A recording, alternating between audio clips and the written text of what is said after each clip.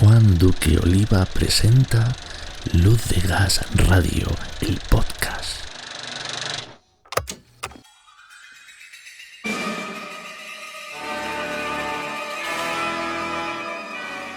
Hoy en Luz de Gas Radio nos acompaña Aitor Basauri, uno de los profesores de clown y comedia física más solicitados y reconocidos del mundo, miembro fundador de la compañía Spy Monkey. Imparte clases magistrales en Londres, Brighton y Nueva York. Es tutor del personal del Circo del Sol, Las Vegas, y enseña en l'École Philippe Gaulier. Muchas gracias por acompañarnos, Aitor. A vosotros por invitarme. La búsqueda del propio payaso es interminable. Los payasos solo existen donde hay público. Así que vamos a explorar el viaje del payaso para ser él, ella en el escenario. Son tus palabras. ¿Cómo es ese viaje, Aitor? Pues yo creo que en realidad ese viaje es como el mismo viaje de lo que significa ser uno mismo. Y cómo compartir esa unicidad y esa, ¿cómo decir? Es como tu universo personal con el público. Entonces eso nunca se acaba porque tú sigues viviendo cosas y esas cosas te hacen cambiar, te hacen descubrir cosas nuevas sobre ti mismo. No es lo mismo ser una persona que actúa con 20 años que con 60. ¿Sabes? Eso es...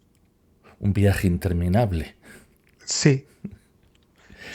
Y eso es lo más excitante. ¿De qué forma acompañas a tus alumnos, digamos?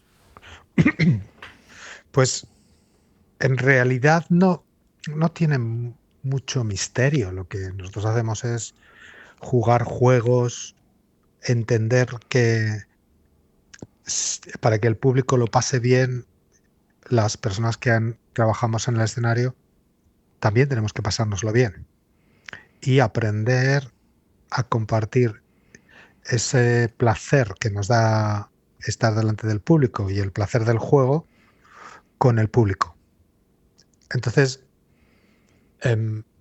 a veces nos estamos jugando y lo pasamos bien con nosotros mismos, pero si no lo compartes con el público no sabe que lo estás pasando bien. Nos gusta decir que un actor que lo pasa bien en el escenario, haciendo su función, es suficiente para que el público le guste. Si luego la función es buena, si las luces son buenas, si la dirección ha sido buena, si todo ha sido bueno, pues es un añadido.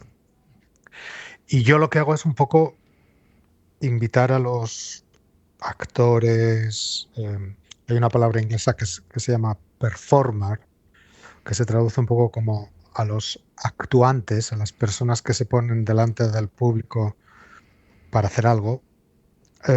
Yo les acompaño en ese viaje para compartir ese placer con el público. Y luego yo creo que el clown de cada uno de nosotros mismos es la suma de un montón de cosas. Por ejemplo, la vulnerabilidad que te da el placer de estar ante el público, la vulnerabilidad que te da el placer del juego y todas estas cosas. Hay un momento en el que surge el payaso. ¿Dónde suele surgir? ¿Cómo es ese momento normalmente? Es que esto es una cosa muy complicada porque hay que entender que el payaso, el clown, es una herramienta para el actor. Es una forma de mostrar un trabajo en el escenario para que al público le guste. En mi opinión, y hay muchas opiniones sobre lo que el payaso debe de hacer o el clown debe de hacer, lo mejor del payaso para mí es que me hace reír. Y me hace reír de una manera estúpida y sin sentido. No voy a decir absurda, porque eso es otro departamento de la comedia, de la que quizás el payaso o el clown también se nutre. Entonces, una de las cosas más bonitas cuando participa un actor o un actuante o un performer en uno de los cursos es cuando descubre que la gente se está riendo por algo y que la persona que lo está haciendo las cosas no ha intentado ser gracioso. El público no ve esa intencionalidad de hacernos reír, pero sin embargo el público se ríe. Y a mí me gusta mucho ese descubrimiento del actuante, del performer, del actor, que de repente mira al público diciendo, vaya, se están riendo. Y yo no he intentado hacerle reír. Me gusta que se ríen, pero no era mi intención. Y para mí eso es muy importante porque de repente el actuador, el performer, la persona que está en el escenario dice, ostras, he descubierto ahora algo que no sabía de mí mismo que hacía reír a las personas. Y yo creo que eso es lo mejor. En muchas clases de talleres de clown se usa lo que es, o hablan también del fracaso, que en el fracaso está el clown. Hay personas que algunas veces con el fracaso pues tienen cierto o han vivido experiencias un poco traumáticas que no les va bien Sí, por ahí. el fracaso le tenemos mucho miedo, pero realmente el fracaso simplemente es, es algo que es necesario para aprender. Em, ninguna persona avanzamos en algo que por lo que realmente sentimos amor, algo que nos gusta mucho, algo que realmente queremos, em, si el fracaso no está incluido en conseguir eso. Lo voy a intentar decir un poco más claro porque estoy acostumbrado a decirlo en inglés y ahora estoy traduciendo. Pero, por ejemplo, no hay éxito sin fracaso y no hay fracaso sin éxito. Cuando tenemos éxito porque no hemos fracasado. Y cuando hemos fracasado, fracasamos porque no tenemos éxito. Parece algo muy obvio, pero el fracaso nos ayuda a, a desarrollar nuestra sensibilidad y a acceder al éxito de una manera un poquito más humilde y también de mejor manera. En las clases de Yo, clown, precisamente, Aitor, si me permite, sí, sí. se usa mucho lo que es el poder, la obediencia, la sumisión, el juego. ¿Con qué trabajas tú? Yo personalmente aprendí con el poder y todo esto, pero yo creo que las, las relaciones de poder en los juegos y en la forma en las que nos relacionamos las personas es una cosa normal y corriente. Y el poder, hay muchas formas de poder. Hay el poder del dictador, del rey, y luego está el poder de la democracia, de la asamblea, del consenso. Y yo prefiero utilizar ese poder. Yo sí que creo que muchas veces cuando hay un profesor, un director o un líder de un trabajo, muchas veces tiene que utilizar el poder para dar permiso a las personas que trabajan en el teatro, en el clown, en la creación de un espectáculo, para hacer cosas que ni ellos imaginaban que podían hacerlas. Y en ese sentido, ese es el poder que a mí más me gusta. Y en realidad hay una cosa que yo creo que es interesante, ¿no? Que, el, que el fracaso siempre te ayuda a aprender algo nuevo. Si no fracasamos, no sabemos lo que está delante nuestro muchas veces, porque no lo vemos. El fracaso nos lo hace verlo de una manera diferente y de una manera más objetiva. Entonces, el poder, el poder que sucede en los cursos de clowns, sobre todo yo lo utilizo para dar permiso a las personas a divertirse hasta el límite de sus posibilidades, para probarse a ellos mismos hasta el límite de sus posibilidades, porque normalmente nosotros como seres humanos y en la sociedad en la que vivimos nos evitamos, nos decimos que no muchas más veces que sí, por miedo a ese fracaso. Creo que me he enrollado No, muchísimo, no, lo no, siento. Asado, que me he quedado ahí pensando otras cosas que dice. Lo siento. No, no, al contrario, sí que me he quedado Este es ahí el, reflexionando. es el problema de los clowns, que siempre, cada vez que hablamos de lo que hacemos, nos ponemos demasiado serios y resulta absolutamente aburrido. No, no, al contrario, si es que te deja embobado escuchando pensando, a ver, bum, bum, bum. Algunos payasos, bueno, decías al principio que hace falta lo del público y eso, y lo has nombrado además en varias ocasiones. Y algunos payasos no es que se lleven el trabajo a casa, es que tienen una forma de ser que les acompañan diariamente, no pueden desenchufarse, aunque Sí, naturalmente con la conciencia de que no están en un escenario. No hay sí. público, pero el espíritu está. Eso es para ir al psicólogo o algo, Aitor. Hombre, yo no sé. Yo, yo creo que en eso de lo que tú hablas es una especie de, en muchos casos, a muchas de las personas que se dedican al mundo del espectáculo, es que tienen, en inglés se dice playfulness, que significa, em, son personas juguetonas. O hay otra forma de clown que es el clown que es torpe o que tiene una personalidad muy excéntrica o muy extraña, ¿no? Y es en la medida en la que el público y se comparte con el público que se convierte en un arte de la actuación. Pero ¿cuántas personas conocemos nosotros que podrían ser clowns increíbles, pero que no se dedican al mundo del espectáculo? ¿Sabes lo que quiero? Sí, sí, No sé si muchísimo. contesto a tu Y pregunta, además que Astor. están en un campo que no tiene nada que ver. Exactamente. Desde su creación en 1998, Spy Monkey ha creado algunas de las comedias teatrales más originales y destacadas, entre las que se incluyen Steve, Cupid, Moby Dick, Oedipus y The Complete Deads. Vamos, no Sí, sé, más o menos dicho así, sí. en televisión y en teatro. ¿Cómo construyes las historias o los sketches?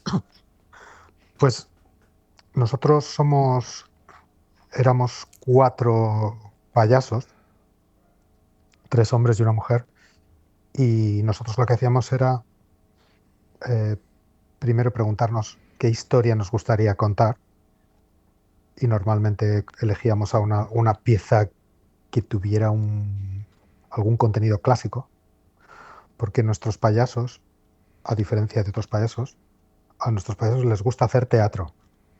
Hay payasos a los que les gusta hacer malabares, a otros payasos les gusta hacer trucos con agua, música, magia. De los nuestros les gusta actuar. Entonces siempre encontrábamos una historia que nos diera la posibilidad de actuar emociones trágicas, grandes y cosas de estas. Por eso Oedipus o Moby Dick. Y entonces luego hacíamos improvisaciones de cosas que nos parecían graciosas, que venían de la historia que íbamos a contar, o simplemente cosas que nos parecían graciosas. Y luego eh, las intentamos incluir dentro de la historia o dentro de la historia de los actores que actúan la historia, de los payasos. Es como crear una especie de doble realidad en el espectáculo. Y eso nos daba la posibilidad de hacer para el público cosas que tú nunca verías en Moby Dick, que es la historia del capitán Ahab siguiendo a la ballena blanca. Y, y eso creaba situaciones muy ridículas y muy graciosas. Un espectáculo de gran formato, duración, ha de ser una sucesión de sketches, porque estamos muy acostumbrados a ver los espectáculos de clown que son como sketches y después se unen o se van hilando. ¿Es vuestro caso? Porque hablas de la teatralidad, no sé si es otra cosa. Bueno, es que eso cada uno. Nosotros hacíamos, por ejemplo, cuando hacíamos Oedipus, era la obra de Esquilo, que se llama Edipo, Sí. y la hacíamos entera. Y esa era la segunda parte del espectáculo, porque en la primera parte actuábamos el, ¿cómo se llama? La creación del mito. Hicimos una obra de creación del mito de cómo surge Edipo, la obra, que es porque el padre de Edipo em, rapta y viola a un niño y los dioses le condenan a que su primer hijo le matará y se casará con su madre.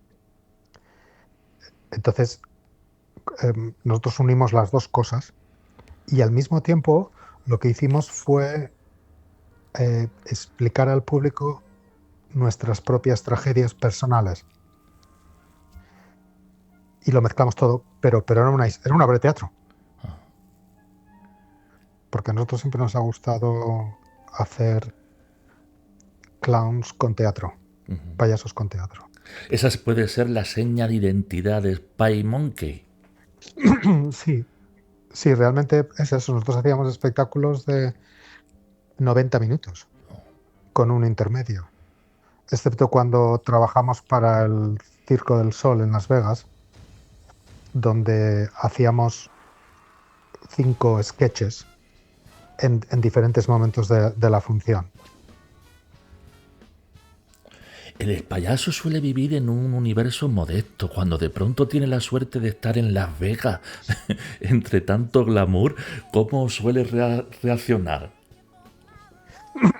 Hombre, yo tengo que decir que lo de que el payaso vive en un entorno modesto mm, tiene lo que sí, vive en un entorno modesto en el sentido de que son hay el estereotipo del payaso perdedor y lo mismo que Chaplin o Buster Keaton o el gordo y el flaco, pero por ejemplo los grandes payasos siempre en entornos de mucho dinero. Porque en el Lido de París siempre había un payaso, en el casino de siempre había un payaso, en el hipódromo de Londres siempre había un payaso, sobre todo en los grandes espectáculos pseudo-circenses que existían a principios del siglo XX.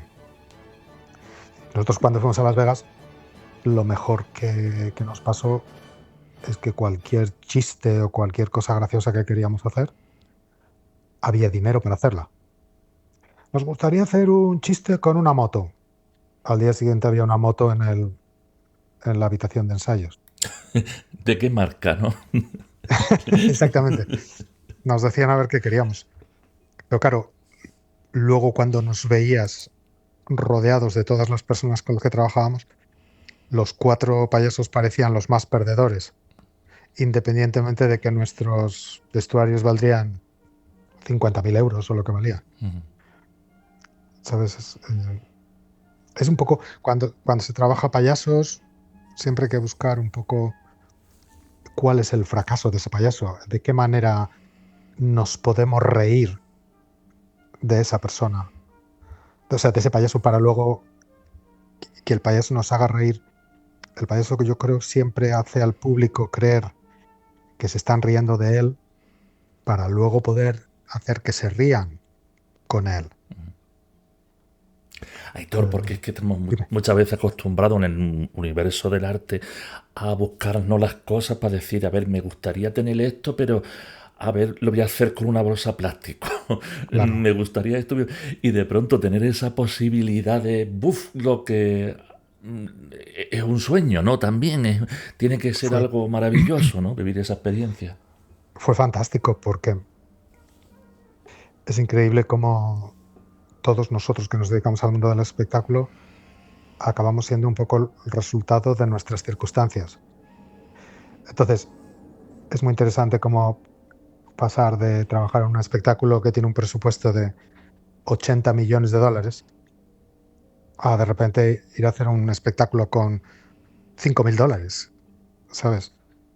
Y cuando te empieces a pensar, pues, pues no sé, en Las Vegas nosotros intentamos hacer unos números con una cama de matrimonio en forma de corazón. Teníamos una vaca que parecía que era de verdad. O sea, tenemos cosas muy, muy locas. Estúpidas, pero muy locas. ¿Y cómo es el trabajo allí? ¿Te sientes bien? O sea, cuando comparado con otras veces, cuando estás más independiente y vais vuestra bola, ¿cómo lo ves? ¿Cómo está? Bueno, nosotros cuando empezamos a trabajar para el Circo del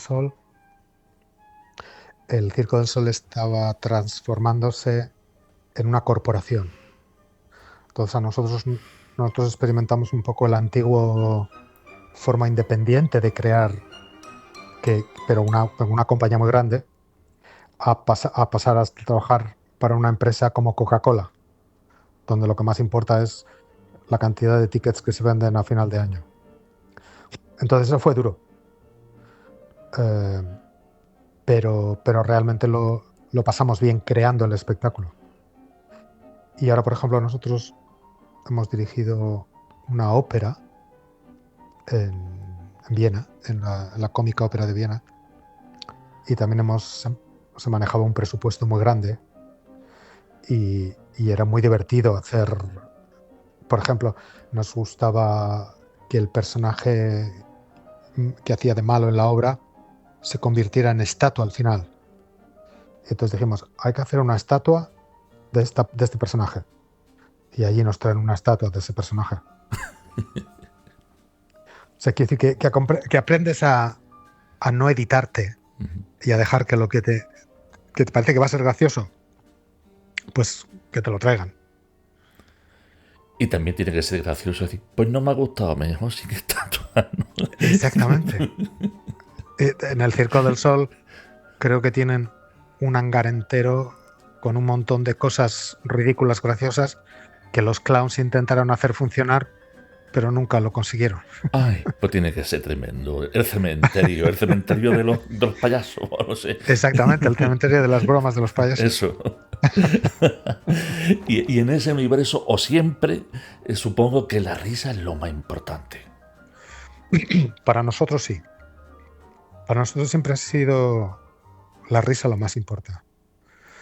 Y porque muchas veces se habla del clown poético, del clown triste, del clown serio y cosas así, pero nosotros pensamos que el clown se convierte en poético porque la gente no se ríe. El clown se convierte en triste porque la gente no se ríe. Porque lo que siempre creemos que lo que el clown quiere es hacer reír. Y el clown aparece y existe cuando el público se ríe y no tiene muy claro por qué se está riendo. El misterio, el secreto, la aventura de trabajar el clown está ahí, en cómo hacer que el público se ría sin saber por qué se ría. Actualmente, ¿cuál es la relectura que haces del clown para el lenguaje televisivo? Pues en la tele, sobre todo, yo creo que el clown aparece de las situaciones ridículas. Situaciones que son un poco estúpidas y que cuando el espectador las ve dice, no me lo puedo creer. Esto es una estupidez. Y entonces la risa aparece. Pero es muy arriesgado y es complicado. Es difícil transportar el clown que nace en el escenario, en el contacto en vivo, en la actuación en vivo, a la televisión. ¿Es necesario un público prácticamente en el plató? Sí, yo creo que sí. Sí. Eso ayuda mucho. Has trabajado junto a gente como Sacha Baron Cohen, Naomi Campbell, Miranda Hart, Sandy Tops, no sé, Sí, no Santi sé, Tomsky, eso, ya, Sandy Toski, Ronnie Corbell, Fiona sí. Swan, Nick Frost, Madonna, también sucumbió al universo clown. ¿Qué buscan y qué encuentran en este mundo? Hombre, pues estas personas que hablas o muchas de estas personas, lo que hacen es que se ríen y sobre todo que se sienten identificados eh, con esto que llamamos la estupidez. Em, yo siempre un poco cuento el ejemplo este de te vas a servir café por la mañana en tu taza y tienes en una mano la cafetera y en la otra la taza de café. Y de repente alguien viene y te llama, oye, y de repente te echas el café encima de la mano. ¡Ah, ah, ah! Ah! Y de repente ves a tu pareja que se está riendo porque vaya estupidez. Entonces, eso yo creo que es algo que todo el mundo empatiza y reconoce. Cuando doy curso muchas veces digo, cuando yo voy al aeropuerto, voy a poner mi maleta en la cinta transportadora, se abre, se me cae todo por el suelo y yo miro a ver si a la fila que tengo detrás y las caras de las personas que me están mirando, todos tienen la cara de me cago en la leche, tío, pero es que eres tonto, ¿por qué no has cerrado la maleta bien? Cuando hago eso mismo en el escenario, todo el mundo se muere de la risa. Es interesante esto, ¿no? Mm. Reconocemos eso y es por eso por lo que nos reímos. Yo sí que creo que luego, una vez pasado ese primer momento, como público nos gustaría saber qué le pasa a este hombre o a esta persona que se le ha abierto la maleta y se le han salido todas esas cosas y han aparecido objetos que viajan con nuestras maletas que pertenecen a ese personaje. Y es cuando de repente suele aparecer una historia. ¿Qué papel tienen actualmente los payasos? Pues mira, ahora he estado he dirigido un espectáculo en Helsinki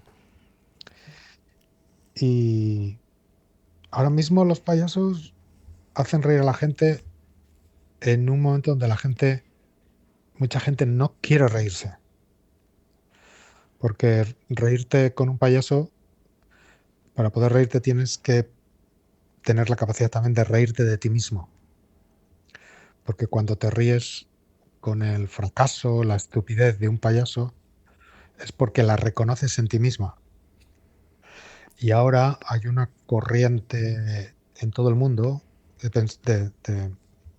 ideológica donde las personas no tienen sentido del humor sobre ellos mismos. Entonces yo creo que ahora mismo hay una parte de la risa y de la risa de los payasos que se ha convertido en política. Entonces hay muchas personas que no quieren reírse. Y entonces yo creo que el trabajo de los payasos es seguir eh, de manera como activistas para hacer un mundo más amable, más divertido, con más sentido del humor, porque yo creo que el sentido del humor previene el fanatismo. Y ya para finalizar, Aitor, Sí. ¿se puede ser un payaso? Mm, no es lo que quieres decir. Ni yo tampoco, pero No, pero mira, te intento hacer un comentario por lo menos. Mira, yo creo que em, hay muchas personas que llaman, por ejemplo, que dicen que a alguien que no les gusta dice, es que eres un payaso. Yo creo que ser un payaso es tener sentido del humor de uno mismo y disfrutar cuando las personas se ríen de ti y contigo y de ti. Porque de esa manera tú no eres infalible ni omnipotente ni nada de eso. Eres una persona humana y los humanos, hasta que no se demuestre lo contrario, aprendemos cometiendo errores, fracasando. Entonces, en ese sentido, yo creo que todo el mundo tiene que ser un poquito más payaso. Pues muchas gracias, Aitor Basauri, por acompañarnos, por cada payaso encontrado y por cada sonrisa que has dejado en este mundo. Muchas gracias, de verdad. A ti, Juan, y suerte. Un abrazo. Venga.